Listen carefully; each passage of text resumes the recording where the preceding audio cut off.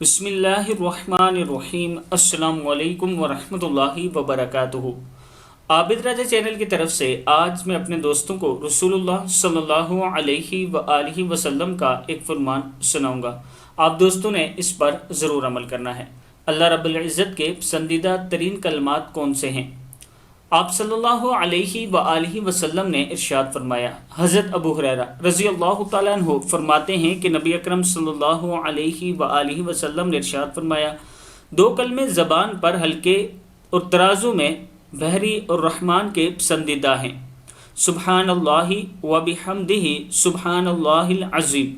یعنی زبان پر یہ کلمات ہلکے ہیں لیکن اللہ تعالیٰ کو یہ بہت پسند ہیں، سبحان اللہ و بحمدہ سبحان اللہ العظیم۔